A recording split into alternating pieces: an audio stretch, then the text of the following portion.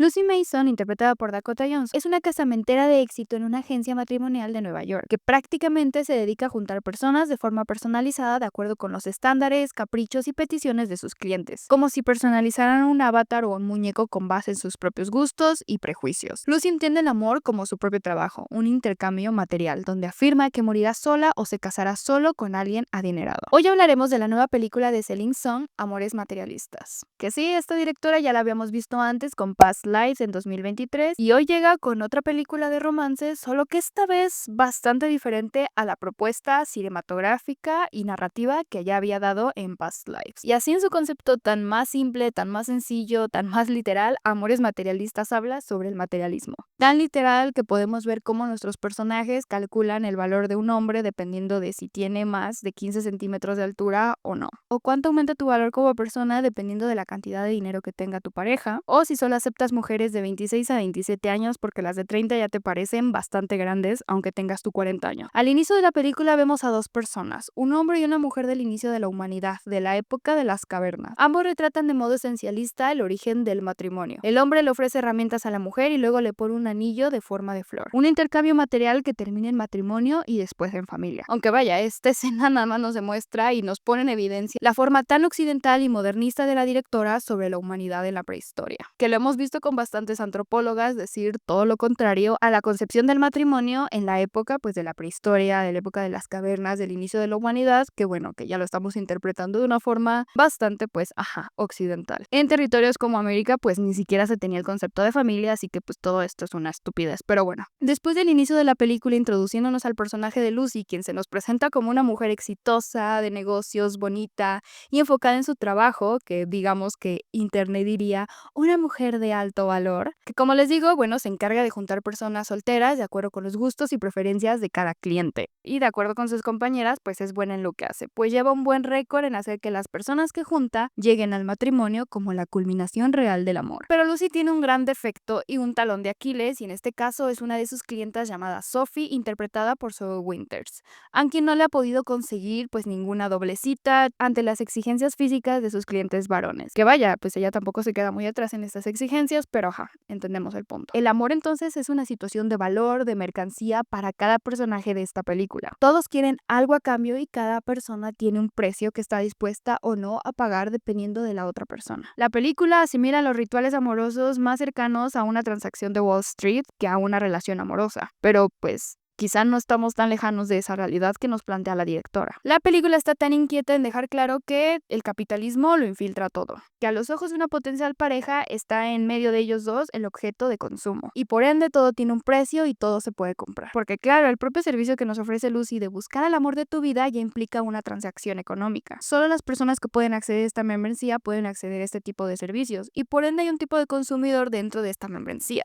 Personas que de alguna forma tienen dinero, unos más que otros, pero tienen el poder de poder comprar una membresía. Y de esto también nos subraya algo bastante importante. ¿Cuánto estás dispuesta a pagar para cambiar tu físico y aumentar tu valor de consumo en el mercado? Así como escucharon, así como si fuéramos objetos, pero pasa. ¿Cuánto estamos dispuestos a pagar para cambiar nuestro físico con tal de que las personas nos valoren más por eso? Porque sí, sorpresa, todas las personas que llamamos bonitas pues han pagado para adaptarse a sus propios cánones de belleza que ellos mismos perpetúan. Al respecto hay una escena muy importante casi al inicio de la película donde Lucy habla con otra compañera sobre la situación de Sophie, quien se niega a salir con alguien que no puede medir 1.80 centímetros exactos. Que de hecho al principio de la conversación se queja de su compañera Sophie porque ella le dice que si está aferrada a que una persona exactamente mida 1.80 pues nunca la van a amar. Pero después su compañera le explica que pues para eso sí hay operaciones donde te hacen valer más alto a cambio de romperte los pies y pagar más de $200,000. A lo que Lucy dice que el sacrificio lo vale porque así te amarán más. Por lo tanto, Lucy solo hace esa crítica a Sophie porque es algo que no puede cambiar, porque vaya, las personas nacemos con cierta estatura y es difícil que se pueda cambiar eso. Pero al haber ya otro tipo de soluciones y operaciones quirúrgicas, bueno, pues entonces, ¿qué esperan, no? Entonces el amor funciona con las mismas lógicas del mercado y es algo que se puede obtener o comprar. Y tu valor como persona depende entonces de qué tanto inviertas en eso. If you can afford it, it's definitely worth the investment. Pero no para satisfacerse a ti mismo en dados casos que quieras cambiar tu físico y que tienes todo el derecho de cambiar tu cuerpo si así lo deseas, pero en este caso lo haces más que nada para adaptarte a esos estándares hegemónicos y para alinearte a los estándares de belleza hegemónicos y las tendencias que dicta el mercado, en este caso del mercado del amor. Pero la diferencia es que solo quienes pueden pagar eso, en este caso operaciones estéticas, marca de lujo o ciertos lugares donde poder vivir, son entonces quienes pueden tener valor como persona y poder conseguir a alguien que valga la pena. Así la lógica de las protagonistas y de muchas de las personas de este mundo. Y entonces, bajo toda esta lógica, pues entendemos inevitablemente al personaje de Lucy. Si no se casa con un hombre rico, entonces vivirá soltera toda su vida. Insisto, cada quien sus metas, sus sueños, lo que desee, pero hay que pensar un poco más las cosas. No podemos negar que su deseo no nace únicamente de lo que ella quiera o del amor incluso, sino un sistema que ha convertido a las parejas y a las relaciones humanas en una promesa de ascenso social, estabilidad económica y validación. Lucy no solo busca un esposo, sino no quedar fuera del mercado del afecto. Un mercado que decide quién merece amor, quién merece cuidados y quién merece estar relegado por no cumplir con estos estándares económicos de mercado y hegemónicos de belleza y demás. Y quien no cumpla todos estos requisitos que nos dice Lucy, pues quedaremos en la soltería, porque ese es nuestro destino. Aunque ella constantemente nos está diciendo, vamos a encontrar al amor de tu vida. Por eso una de las clientas de Lucy que se cuestiona si realmente debe casarse le dice que solo está con él porque la hace sentir que ganó en la vida. Y pues es alguien atractivo, con dinero y dentro de una familia con poder.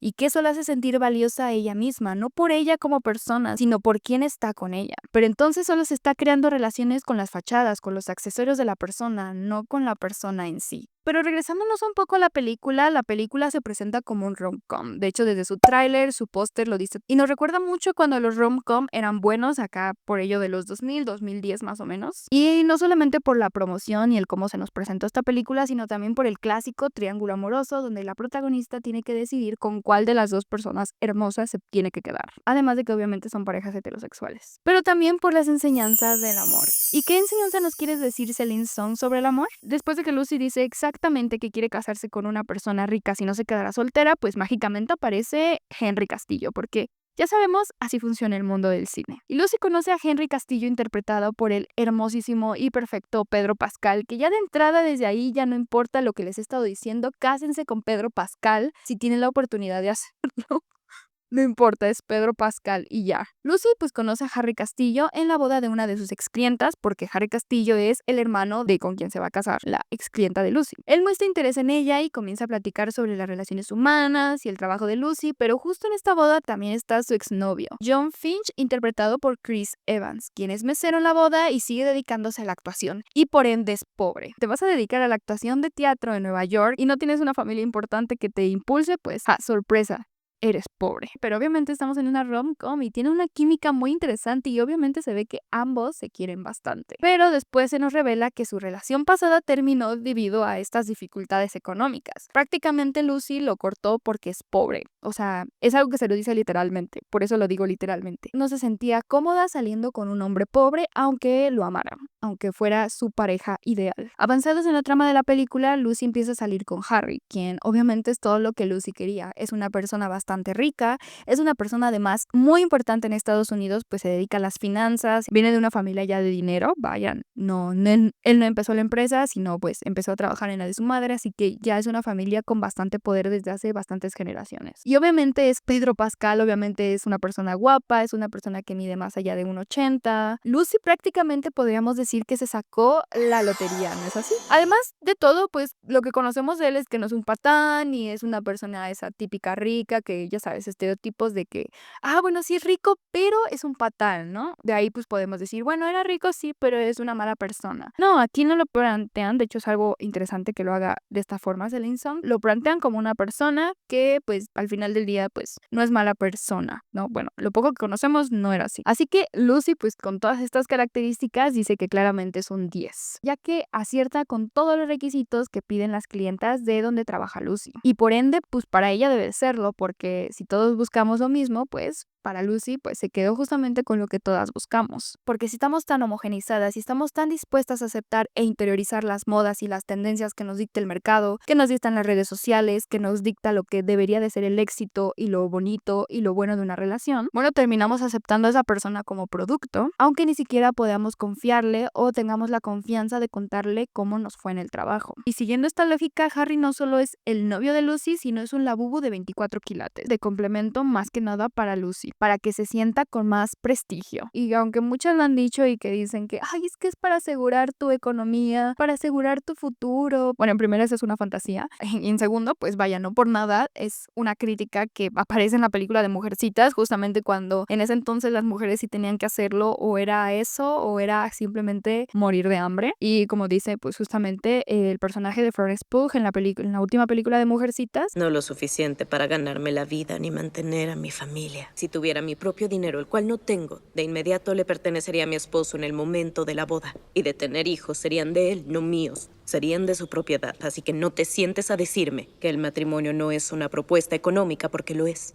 claro, lo entiendo perfectamente de lo que se refiere, pero entonces, ¿por qué seguimos repitiendo el discurso de que dependemos de un hombre para todo esto? Ese es el gran problema. Y es que dicen, ay, es que no todo es el amor, es que sí, lo entiendo perfectamente, no todo es el amor y obviamente necesitamos estabilidad económica y muchas otras cosas para que una relación funcione. Pero creo que estamos entendiendo el amor más que nada como algo que que algo como una mercancía que se puede adaptar a las tendencias del mercado y cuando esas tendencias pasen, pues pasar con otras, ¿no? Cuando son modas. Además que pues la crítica no debería de estar ahí, sino del por qué no podemos acceder a ciertos lugares como mujeres y que necesitaríamos de un hombre para poder, no sé, adentrarnos al mundo de los negocios o cosas por el estilo, aunque sabemos que muchas mujeres ya han entrado ahí, pero el por qué no estamos criticando eso y más bien estamos criticando las estructuras de poder que hacen que los hombres tengan más oportunidades laborales y económicas que una mujer. Pero hey, Harry no es la víctima de todas estas circunstancias ni de Lucy, porque claramente Harry tampoco quería a Lucy, no la veía como una persona, también la veía como una oportunidad económica. Pero en este caso no porque Lucy fuera rica, obviamente Lucy no lo era, él veía una forma de seguir creciendo su propio imperio económico a través de una relación,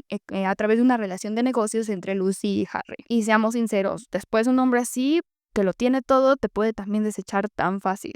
Así que sí, ambos estaban viendo como algo a lo que invertir, como un negocio y una tendencia. Y eso obviamente después les explota en la cara a Lucy con otras cosas que pasan a lo largo de la película. Hay un término que desgraciadamente lo acabo de conocer cuando estuve investigando toda esta película y que obviamente desató muchísima polémica cuando salió la película. Es sobre el broke boy propaganda o la propaganda del hombre pobre. Quien se lo sacó era una persona que ni siquiera conoce el término de propaganda, pero ajá. Esto obviamente salió de TikTok porque todo lo malo que viene de este mundo viene de TikTok. Ok, el término propaganda del pobre se refiere a la idealización de hombres emocionalmente ricos y económicamente inestables, generando un contraste con el encantador pero más pragmático y bien vestido hombre rico, donde al final la protagonista se queda con ese hombre, el pobre, y por eso es propaganda, porque incentiva a las mujeres a quedarse con el hombre que no las satisface económicamente.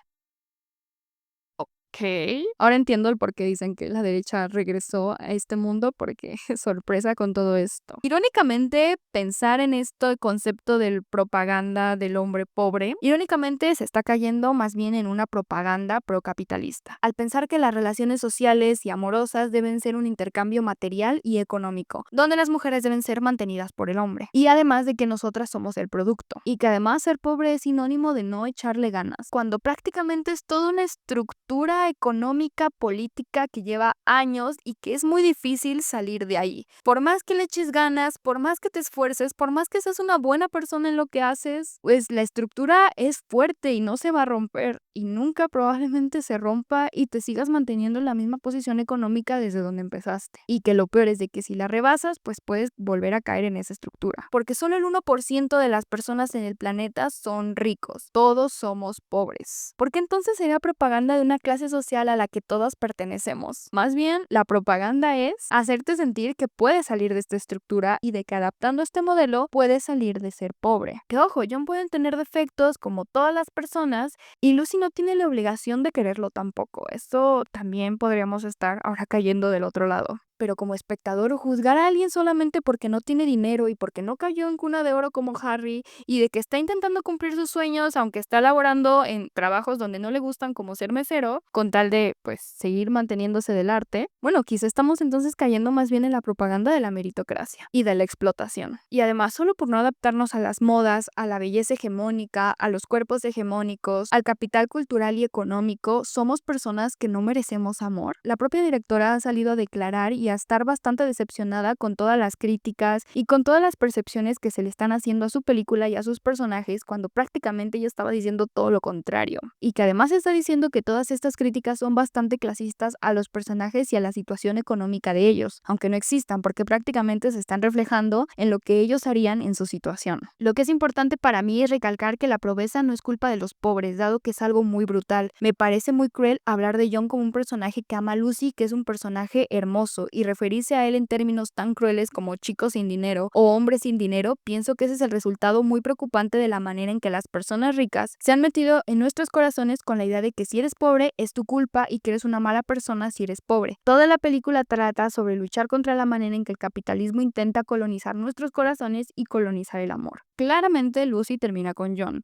no es sorpresa. Pero antes de eso, a Lucy le cae encima algo bastante cruel, una experiencia bastante dolorosa que le va a impactar a partir de ese punto para todas las decisiones que va a tomar a lo largo de la película. Y es que una de sus clientas, recuerdan a Sophie, bueno, esa clienta a la que no le podía conseguir una cita, pues al final le consigue una cita y termina experimentando Sophie algo bastante violento, pues su cita resultó ser un abusador y un violento. Lucy se da cuenta de que no solo basta con preguntar datos exteriores como físico, posición económica y política, sino que hay cosas más fuertes allá afuera por conocer la complejidad de las personas. Ella juzgó a una mujer como carente de valor y colocó a un hombre como perfecto cuando solo la puso en peligro. Porque claro, ¿qué podría fallar si esa persona cumple con los requisitos del mercado? De esto es cuando el ilusionismo del rom-com se rompe por completo y lo que podría ser un rom-com ya deja de serlo a partir de este punto. Bueno, a excepción del final, pero ahorita hablamos del final. El género se ha basado en crear estas fantasías. De eso se trata. En Amores Materialistas, el ilusionismo clásico de la rom-com finalmente se rompe. El género siempre ha vivido de fabricar fantasías, y aquí la tarea parece ser precisamente la contraria. Y cuando el espejismo desaparece, lo que queda es un género que ya no puede sostener su promesa, porque sin ilusión, sin ese pequeño artificio que hace posible creer en el amor, la rom-com deja de ser un refugio y se convierte en un espejo inquietante. Pero todo esto que les acabo de decir ojalá fuera así, pero no lo es, porque al final de la película de The Materialist, pues termina así por ser un rom-com al final del día. Yo pensé que todo esto iba a ser bastante diferente y estaba muy emocionada por lo que estaba a punto de ver, pero resultó que Celine Song al final pues sí se dejó llevar, o al menos no sé si su productora se lo dijo o qué fue lo que pasó, pero se dejó llevar por algo que de lo que estaba construyendo, del desilusionarte de la rom-com, de enfrentarte a las situaciones reales de la vida amorosa de una persona, por algo que, sorpresa, un final feliz. Y yo no estoy en contra de los finales felices, pero a veces siento que no siempre tiene que haber finales felices. O al menos el final feliz que todos pensamos de se queda con el amor de su vida, porque pues la vida no es así. Y lo que intentaba romper Celine Song en esta película pues termina volviéndolo a construir y pues dejándonos con un sabor de boca bastante agridulce. Pero antes de llegar al final, pues obviamente, regresando a la crítica que le hemos estado dando a esta película, pues el capitalismo pues también es una ficción, como lo es las comedias románticas. Un relato tan convincente que el mundo entero actúa y sigue siguiendo el guión, y nos lo seguimos creyendo. Y que además es inevitable salir de esa dinámica, por más que estés cuestionado de esto, a veces es imposible. Amores Materialistas quiere centrarse en eso al mostrar personajes movidos por un consumismo tan explícito o, por supuesto, un romanticismo ingenuo que elimina cualquier tensión o análisis más profundo sobre la forma en cómo nos relacionamos. Porque como les digo, es bastante literal esta película, que pues ahora que lo pienso, quizás sí es bastante literal porque la gente incluso entendió todo lo contrario. Pero bueno, no me gusta que tampoco nos traten tan literales, y Materialist lo hace. En esta película entonces el materialismo y lo que es el amor están bastante separados, bastante obvios de lo que es uno del otro, y de que es tan evidente que pues sí, no nos queda más allá que decir, a menos que pienses lo contrario, pero esa es otra cosa. Pero lo malo de esta película es que no considera que el materialismo y el amor también están mezclados entre uno y el otro, que a veces es tan difícil ver cuál es la separación de ambos. El mundo de las casamenteras funciona como emociones falsas, cálculos numéricos y estrategias frías, como si el consumismo fuese plenamente racional. Pero justo ahí radica la fuerza del propio capitalismo y de esta dinámica económica y política a la que seguimos llevando y la que seguimos pues perpetuando. Y es que no siempre es racional, eso es el punto. El punto del capitalismo es hacer que pensemos que estamos actuando por amor o porque realmente es lo que queremos, cuando en sí seguimos atravesados por las mismas lógicas mercantiles que nos hacen ese impulso de lo que creemos que es el amor o nuestros sueños. Nos hacen creer por amor o deseo puro sin notar que estamos atravesados por esos mismos impulsos capitalistas. Y la película pues no entiende muy bien estas cosas y parece que unas son contrarias de otras y las separa y las pone de forma tan literal que se pierde todo el intento de análisis o el intento de crítica que quería hacer la directora. La película no logra darle vida a estas ideas, es literal y su final bastante plano. Todos funcionan más que nada como vehículos para las ideas de la directora, son más ideas que personajes. Ideas bastante puras donde el final parece más un acto vendible al quedar felices y contentos, sin tener conversaciones con conflictos reales donde incluso la trama prometía todo lo contrario. Y no por toda la tontería que dicen en internet de debió de quedarse con Harry ni por nada por el estilo, sino siento que ambos estaban tan rotos como para quedarse juntos y vivir el final feliz y todos los daños que se hicieron en el pasado quedaran solucionados en una conversación muy convincente afuera de un departamento en unas escaleras y ya. Pero bueno, a veces necesitamos rom-com para estar un poco feliz con nuestras vidas y esto es The Materialist. Ya tengo. Así que espero la hayan visto, si no la han visto, bueno, no importa, qué bueno que vieron esto, pueden verla después y cosas por el estilo, ya los estaré leyendo, espero comenten y les guste este análisis. Si les gusta, pues puedo seguir haciéndolos con otras películas que vayan saliendo o con películas que me encuentre por ahí. Y ya, eso es todo. Adiós.